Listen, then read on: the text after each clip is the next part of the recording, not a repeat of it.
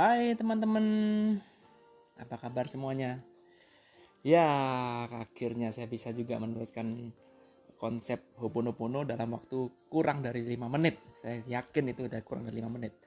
Oke, ini adalah perjuangan karena biasanya tulisan saya itu kan panjang, banyak bumbu-bumbunya. Kali ini saya mau berusaha untuk menuliskan dengan sesingkat mungkin, dan di video kali ini saya akan ya sedikit menambahkan lah apa yang sudah kita tulis supaya kita semua bisa sama-sama belajar dan menjadi semakin memahami apa itu konsep dasar dari Ho'oponopono. Oke, kita langsung aja bahas supaya juga tidak terlalu lama. Nah, begini, pada secara umum ya, secara garis besarnya Ho'oponopono itu memang isinya cuman seputar dua kata ini aja. Seputar dua kalimat ini aja atau dua pembahasan ini aja. Yang pertama adalah data, yang kedua adalah 100% responsible. Anda membaca buku dari manapun, Anda membaca seminar dari manapun, sebenarnya ya memang isinya Ho'oponopono. Kalau membahas Ho'oponopono ya isinya memang cuman data dan 100% responsible. Oke, simple kan? Jadi Anda tidak perlu berpikir yang rumit-rumit. Ho'oponopono ya isinya cuman data dan 100% responsible. Oke, kita akan bahas konsep ini dimulai dari data dulu. Oke, apa itu data? Data itu asalnya ya, dari mana asalnya data? Data itu asalnya dari memori atau program yang terinput di dalam diri. Ya, ini kurang lebih sama seperti file lagu dalam dalam MP3 yang selalu akan terputar selama masih di sana, selama datanya masih di sana.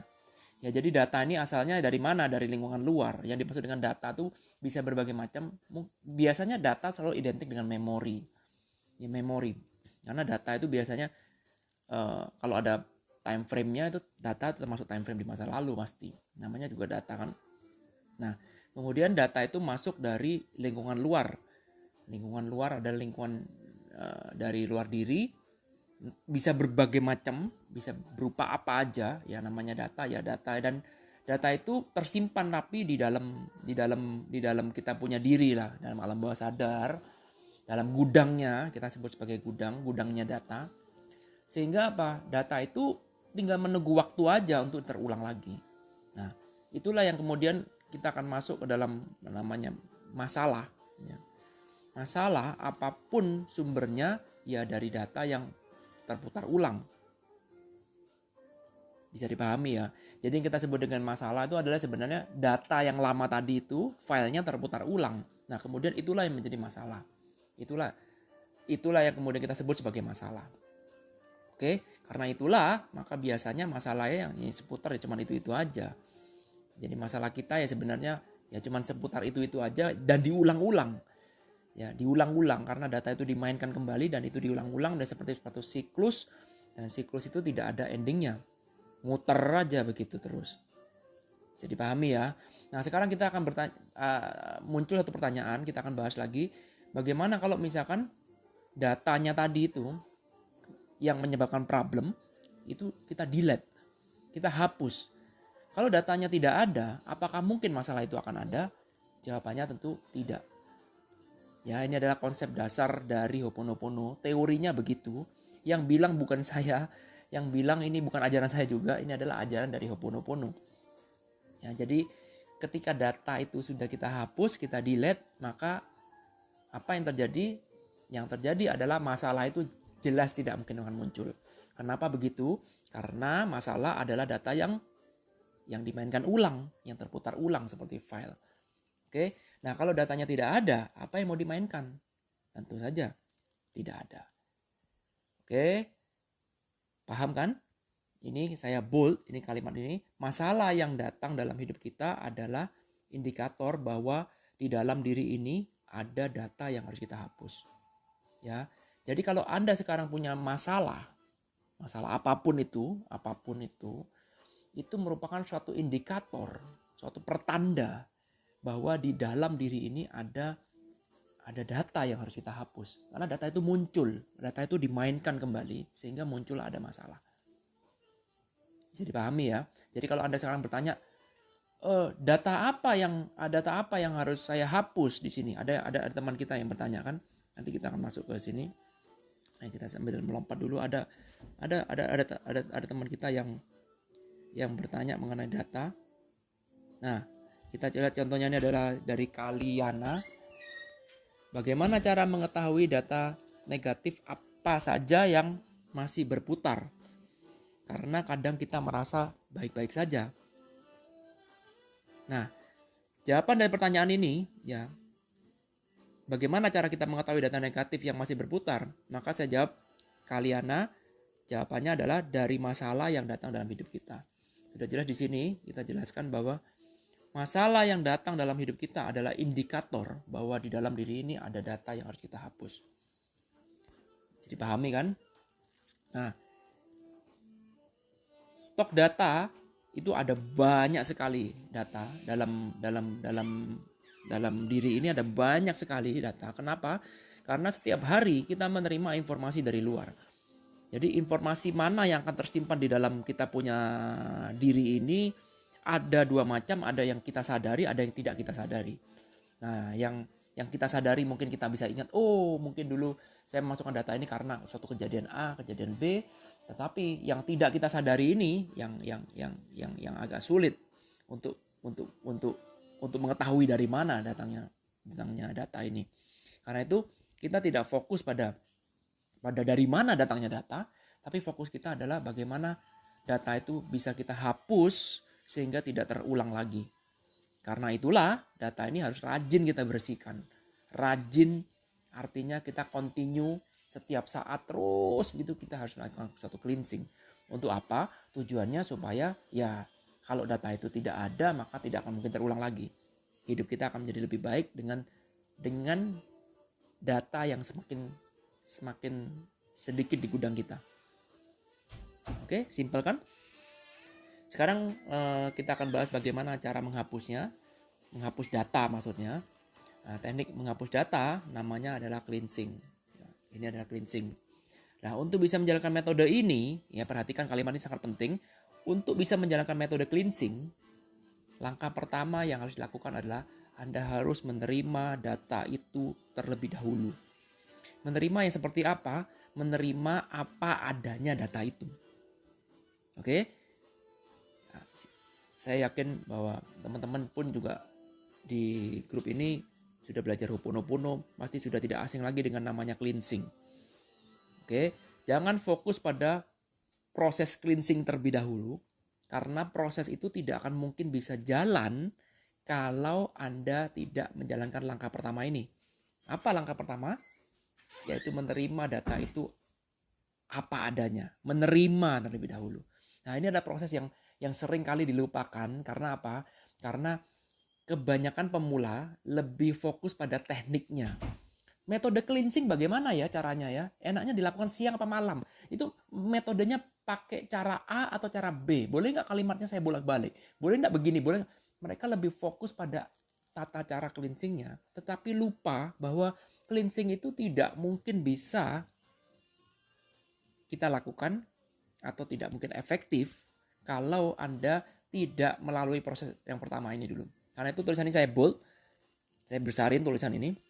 Menerima data itu terlebih dahulu. Ini adalah langkah pertama yang harus tidak boleh ditawar, harus dilakukan. Karena itulah banyak orang yang berkatakan bahwa cleansing ini sebenarnya tidak berjalan efektif. Kenapa begitu? Karena Anda tidak melakukan prosedur yang pertama ini, menerima.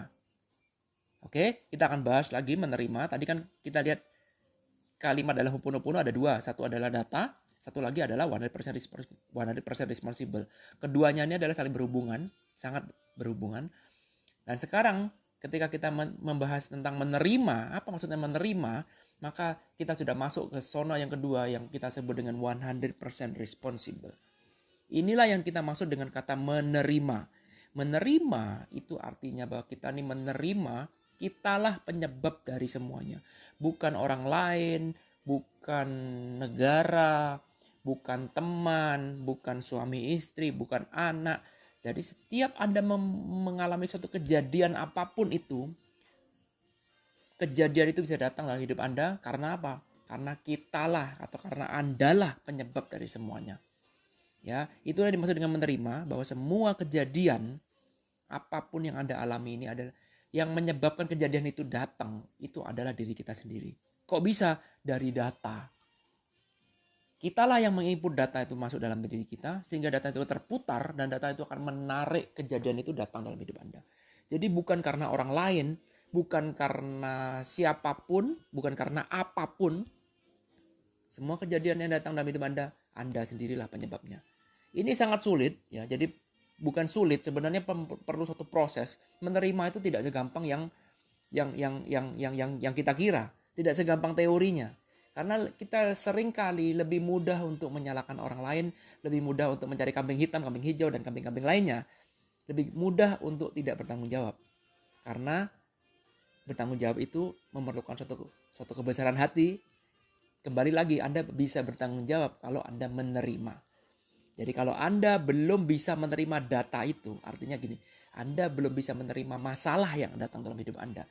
Anda belum bisa menerima kejadian yang saat ini Anda terima, Anda alami. Maka proses cleansing itu sangat susah dilakukan. Boleh katakan kecil kemungkinan untuk bisa berhasil. Oke, jadi nomor 1 adalah menerima dulu. 100% responsible. Barulah kemudian kita masuk dalam cleansing. Oke, nah setelah Anda menerima, ya jadi setelah proses menerima ini sudah Anda lalui, oke, maka barulah kemudian Anda masuk dalam suatu langkah kedua yang disebut dengan cleansing, yaitu melepas masalah itu. Sehingga masalah itu terdelete dari kita punya diri. Nah, bagaimana proses cleansing? Nanti saya akan jelaskan di kesempatan lain dengan lebih detail. Tapi intinya adalah cleansing itu adalah Anda mengatakan I'm sorry, please forgive me, thank you, I love you. Oke, I'm sorry itu berarti saya menyesal, please forgive me, tolong maafkan saya, berarti saya minta dimaafkan. Kemudian thank you, terima kasih, dan I love you, saya mengasihi kamu. Oke, ada banyak sekali pertanyaan mengenai tentang cleansing ini. Ya, salah satunya pertanyaan dari teman kita ini, salah satu teman. Pertanyaan ini sudah sering kita bahas juga. Sebentar saya cari. Nah, ini dia. Saya nggak tahu ini namanya nggak keluar. Saya zoom di sini. Ini yang sini. Nih. 4 pertanyaan tersebut. Nih saya klik di sini ya. Yang ini yang saya reply. Oke. Pertanyaan ini, 4 pertanyaan tersebut ditujukan kepada siapa?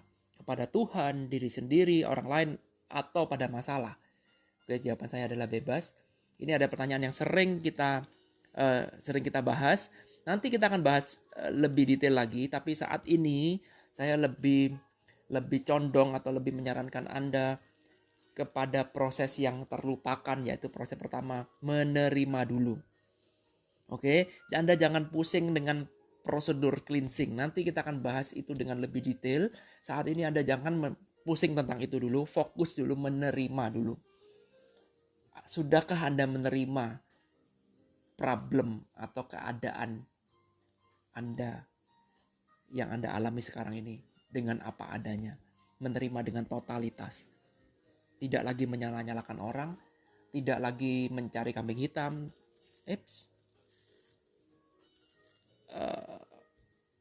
Terhadap semua masalah yang Anda terhadap semua masalah yang Anda terjadi dalam diri Anda. Oke? Semoga dalam video ini Anda bisa mendapatkan penjelasan yang lebih lagi, karena mungkin membaca tulisan Anda mungkin kurang jelas. Nah, dengan adanya video ini saya akan buat lebih jelas lagi. Oke, saya akan mencoba untuk setiap kali saya membuat suatu tulisan juga membuat versi videonya seperti ini, hanya screen aja, tidak perlu lihat muka saya kan. Dan kemudian ada beberapa pertanyaan atau pembahasan yang nantinya akan kita bahas sehingga kita jadi lebih memahami. Oke, ini dari teman-teman responnya. Terima kasih teman-teman yang sudah respon. Ini ada tulisan saya dengan respon terbanyak, kita lihat 254 sampai sekarang. 254 like. Saya belum pernah mendapatkan like sampai 254. Artinya topik ini benar-benar benar-benar menarik. Nanti saya akan bahas lagi lebih dalam. Memang grup kita ini adalah grup Ho'oponopono, tapi grup yang aneh, tidak pernah membahas Ho'oponopono sama sekali. Jarang sekali kita bahas. Oke, teman-teman semuanya. Oke, nanti Mbak Irut, thank you. Senang bikin orang penasaran. Nanti saya akan bahas kelanjutannya. Nah, kelanjutan dari tulisan ini adalah membahas tentang cleansingnya. Oke, ditunggu aja. Thank you semuanya teman-teman yang sudah komen, thank you yang sudah nge-like juga, thank you. Sekali lagi pesan saya adalah jangan fokus pada cleansingnya dulu, fokuslah pada 100% responsible. Itu aja dulu. Oke, kali ini saya cukup. Thank you, I love you.